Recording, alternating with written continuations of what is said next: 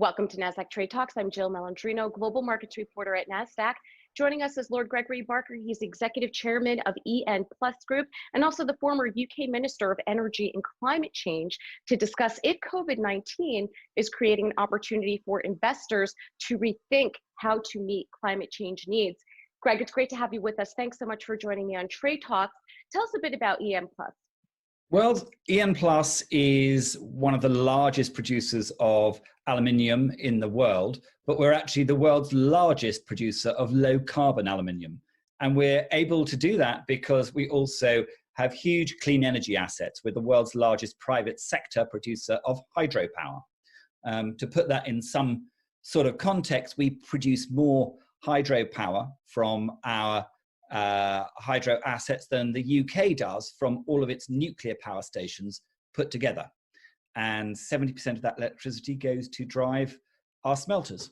But we're a worldwide group. We operate in 12 countries. We sell into many more. We have bauxite mines in places such as West Africa or in Jamaica. We have Europe's largest alumina refinery in Ireland. And of course, the smelting around Lake Baikal in Siberia. Is COVID-19 offering an opportunity for us to rethink climate change? Well, COVID-19 is clearly a massive challenge. And on one hand, it's difficult to think about opportunities when we're faced with this huge human tragedy. We employ nearly 100,000 people, and the safety and health of our workforce and of the communities that we operate in is our absolute number one priority. But that doesn't mean to say that we have to stop thinking about the future and how we're going to continue to run a successful business and support those livelihoods in the months and years ahead.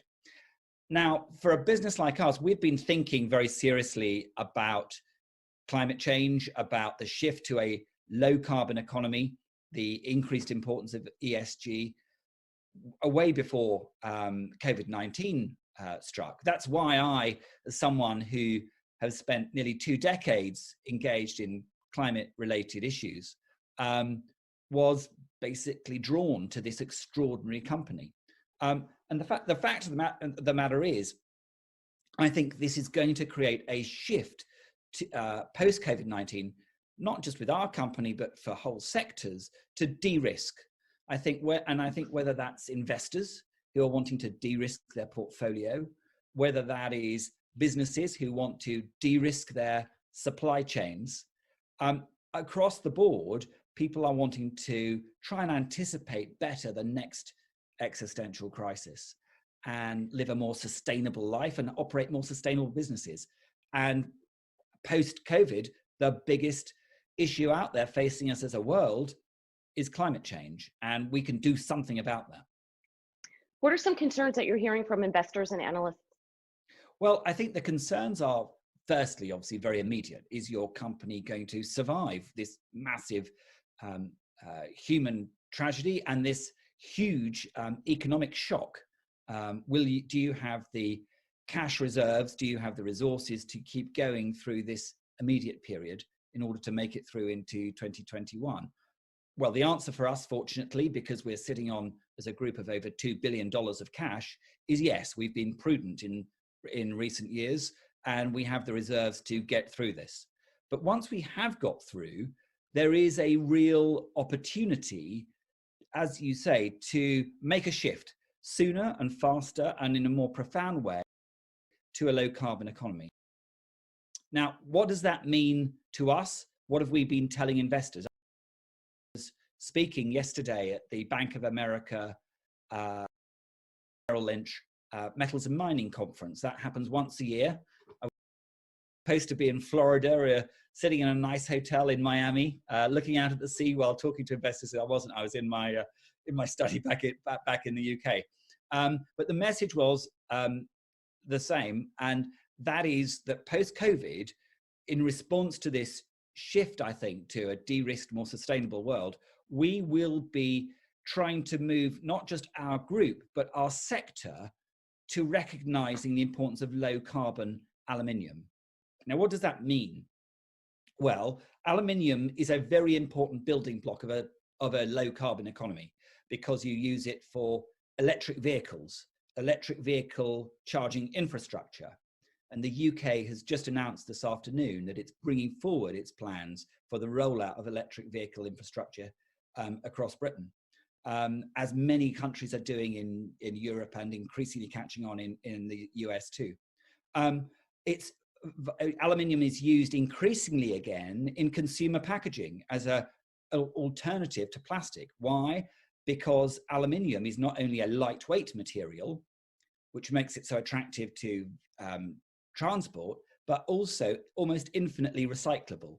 So that can of Coca-Cola that you're going to throw in the trash actually could be back on the shelves of a local retailer within 6 to 8 weeks. That's extraordinary when you think of all the plastic pollution there is. So there is this shift to rediscovering aluminium, whether as a construction material for transport or for packaging. And it's going to be increasingly used. But, and it's a really big but, not all aluminium is created in the same way. So Chinese aluminium, which accounts for nearly 60% of global production, is actually extremely polluting because it's made with coal-fired electricity. Aluminium is incredibly energy intensive, and it typically takes nearly 18 tons of carbon to create 1 ton of Chinese aluminium. But you compare that to N+, say, and we're the lowest in the world, we take just 2.5 tons because we're using clean energy. So 18 versus 2.5. But at the moment, that's not recognized in the price. It's not recognized really as a different asset class. And what we're saying is the world's got to shift away from using dirty aluminium to clean aluminium. And if they do, that's a real win-win. All right. And Greg, we have a couple of minutes to go here. I want to get your thoughts on the impact of COVID-19 to ESG. To ESG, well, again, I mean, it's really thrown into sharp relief that no business is viable without its workforce. However hung up we may get on tech, however hung up we may get on investing in new machinery, basically human beings are the lifeblood of any successful business. They certainly are of ours.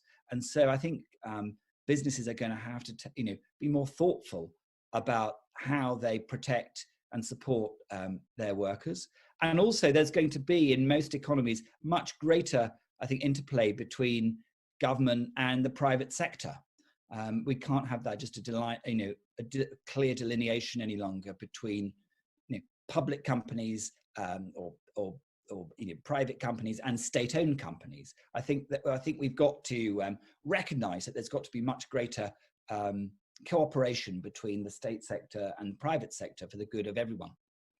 All right. And Greg, to wrap up here, this really is a turning point for climate change at the end of the day. I think so. Once we get past the immediate crisis, next year you've got the COP26 climate talks, the most important since Paris. There's going to be a real opportunity for business and governments to come together and really shift up a gear and start achieving some of those science-based climate goals. So maybe the increased focus on our environment, sustainability, and meeting those climate goals is going to be the silver lining of this terrible pandemic. All right, we certainly hope so. Greg, thank you so much for joining us on Trade Talks. And thank you for joining me. I'm Jill Malandrino, Global Markets Reporter at Nasdaq.